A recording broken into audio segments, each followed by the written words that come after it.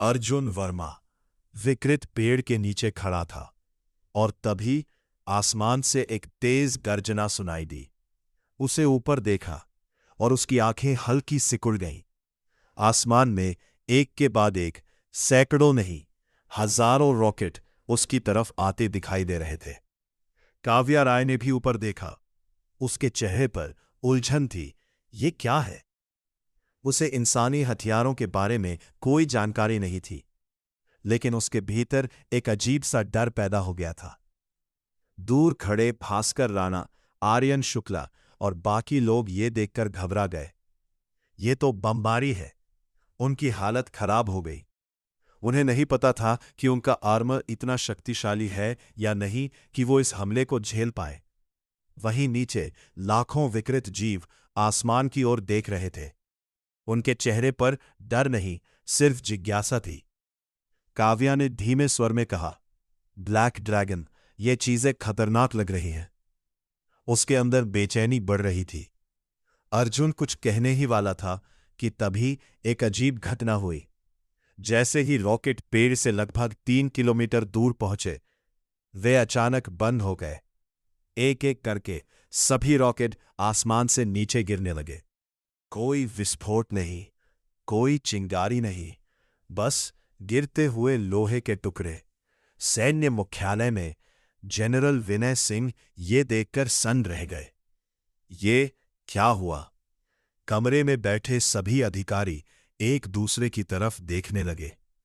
कुछ सेकंड की खामोशी के बाद एक अधिकारी बोला, शायद पेड़ के आसपास कोई चुंबकीय क्षेत्र है जिससे रॉकेट फेल हो गए। सबने यही मान लिया। जनरल ने दांत भींचे। लगता है उसे मारने के लिए हमें प्राचीन योद्धाओं की जरूरत पड़ेगी। उसी समय विकृत पेड़ के पास एक जोरदार गर्जना गूंजी। हजारों विकृत फल एक साथ पक चुके थे। उनसे निकलती खुशबू पूरे इलाके में फैल गई और अगले ही पल अराजकता शुरू हो गई। जमीन, आसमान, हर दिशा से लाखों विकृत जीव पागलों की तरफ पेड़ की ओर दौड़ पड़े।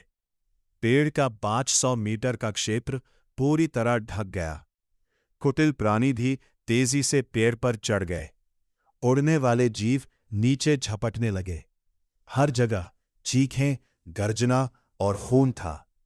काव्य राय तुरंत अपने असली रूप में आई और बिजली की तरह पेड़ पर चढ़ गए। अर्जुन भी अपने ड्रैगन रूप में आ गया। उसके चारों तरफ बिजली के तारे घूम रहे थे, हाथ में थंडर ड्रैगन स्वॉर्ड। वह काले प्रकाश की तरह आगे बढ़ा और सीधे पेड़ पर चढ़ गया। कुछ ही सेकंड में पूरा पेड़ विकृत जीवों से भर गया। वे एक दूसरे से लड़ रहे थे, कई नीचे गिर रहे थे। उड़ने वाले जीव ऊपर से आकर शिकार उठा रहे थे। कुछ लालच में ज्यादा खाकर वहीं फट रहे थे। पूरा दृश्य पूरी तरह बेकाबू था। अर्जुन ने जोर से गर्जना की। उसके पीछे के 2 ड्रैगन भी गरजे। आसपास के कई जीव डर से नीचे गिर गए। उसने तुरंत अपनी चेतना में मौजूद स्पेस को सक्रिय किया और एक साथ कई फल गायब हो गए। उसके पीछे के ड्रैगन भी एक एक फल निगल रहे थे। कुछ ही सेकंड में पेड़ के एक बड़े हिस्से के फल खत्म हो चुके थे। दूर खड़े भास्कर राणा और बाकी लोग ये देखकर सन्न रह गए। ये तो पागलपन है।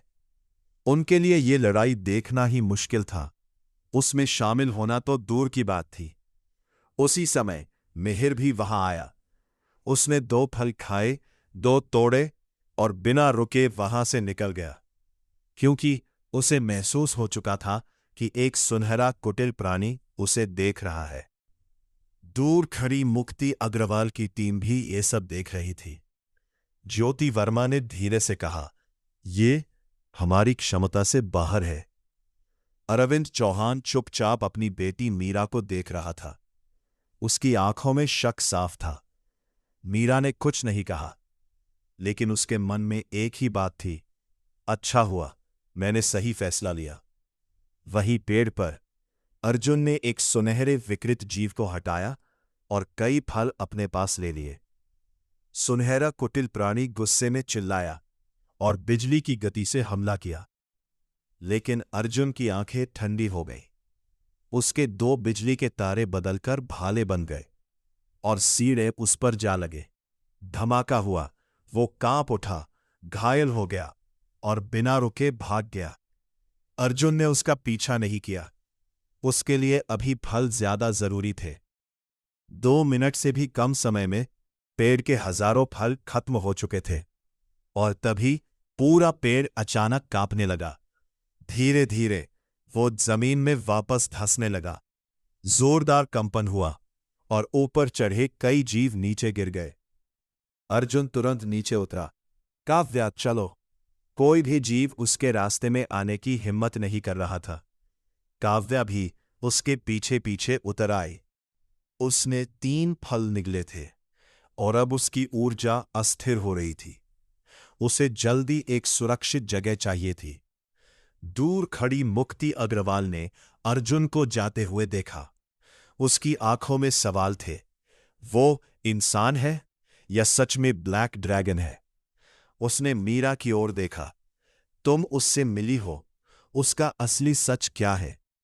मीरा कुछ पल चुप रही, फिर बोली, वो खुद को इंसान कहता है और उसे आपके शेल्टर में दिलचस्पी है। अगर आप खुद उसे दे दे तो शायद लड़ाई की जरूरत नहीं पड़े। उसने ये बात सोच समझकर कही थी। शायद अब भी टकराव टाला जा सकता था। मीरा चौहान की बात सुनकर मुक्ति अग्रवाल कुछ पल के लिए चुप हो गई। कमरे में हल्की खामोशी छा गई थी। तभी ज्योति वर्मा ने कहा, मीरा, क्या तुम्हें पता है कि उसने कल रात हमारे कई सुपर वॉरियर्स को मार दिया? मीरा ने बिना घबराए जवाब दिया, उन्होंने खुद उसे राक्षस समझकर हमला किया था। अगर कोई खुद हमला करे और जवाब में मारा जाए तो उसमें गलत क्या है? उसकी आवाज शांत थी लेकिन साफ थी। ज्योति कुछ पल के लिए चुप रह गई। उसी समय मिहिर, जो एक तरफ खड़ा था, धीरे से बोला, मैं इंसानों की रक्षा करूंगा लेकिन ब्लैक ड्रैगन का दुश्मन नहीं बनूंगा। वो आराम से एक विकृत फल खा रहा था। बाकी लोग उसे देखकर समझ रहे थे ऐसी चीज उनके लिए कितनी कीमती है। मुक्ति ने उसकी ओर देखा। अगर वो इंसानों का दुश्मन बन गया तो? मिहिर हल्का सा हंसा। वो खुद भी इंसान है, फिर इंसानों का दुश्मन कैसे हो सकता है? फिर उसने सीधा कहा, मैं इंसानों की रक्षा करूंगा लेकिन मैं किसी के नियंत्रण में नहीं रहूंगा। अगर ब्लैक ड्रैगन निर्दोष लोगों को नुकसान पहुंचाएगा तो मैं उसे रोकूंगा, चाहे मुझे हार ही क्यों ना माननी पड़े। उसकी बातों में साफपन था। मुक्ति कुछ पल तक उसे देखती रही, लेकिन इस बार उसके पास जवाब नहीं था।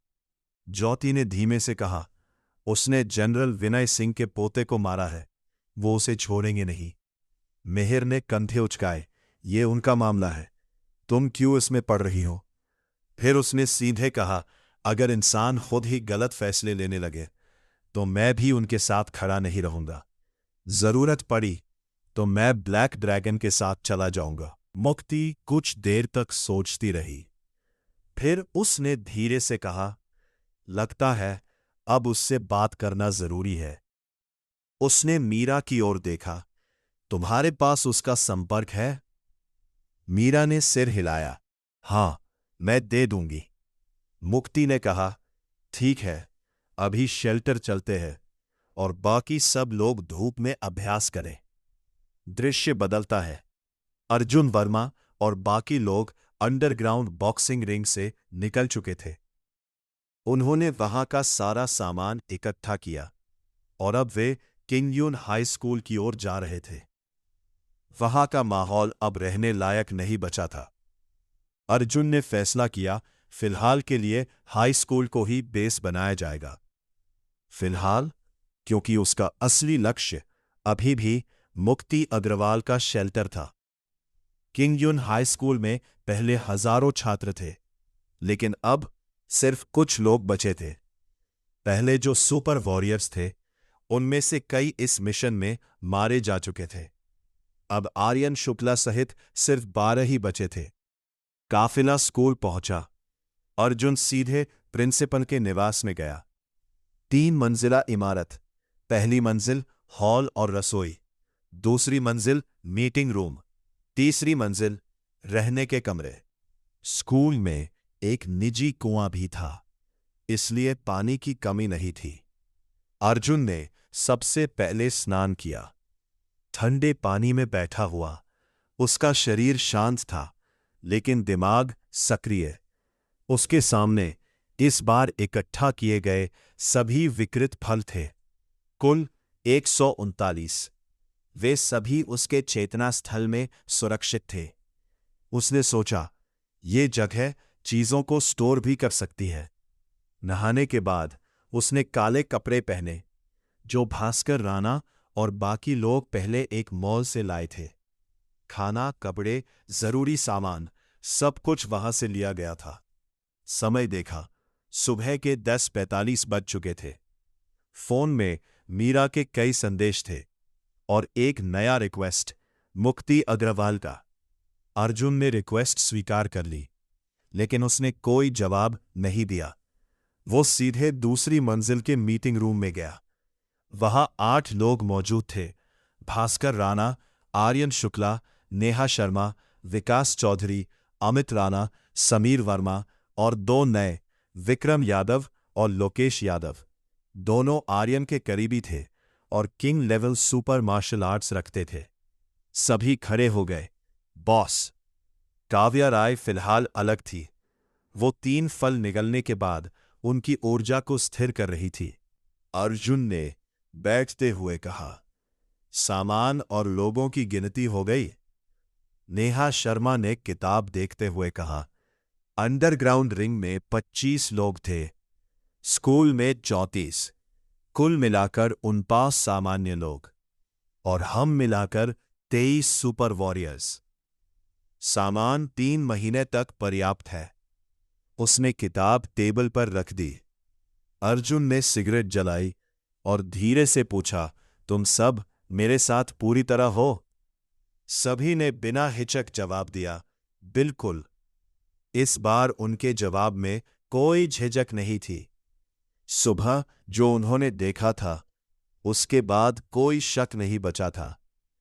अर्जुन ने सिर हिलाया, ठीक है।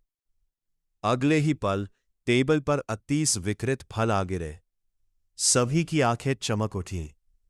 तुम 8 लोग 2-2 लो, बाकी 1-1, और आज पूरा दिन अभ्यास करो धूप में। धन्यवाद बॉस। सभी ने झुककर धन्यवाद दिया। अर्जुन खड़ा हुआ। कुछ लोग बाहर निगरानी करे, कोई राक्षस अंदर नहीं आना चाहिए। फिर हल्के से कहा, मैं थोड़ा आराम करूंगा। पूरी रात शिकार के बाद वो भी थक चुका था।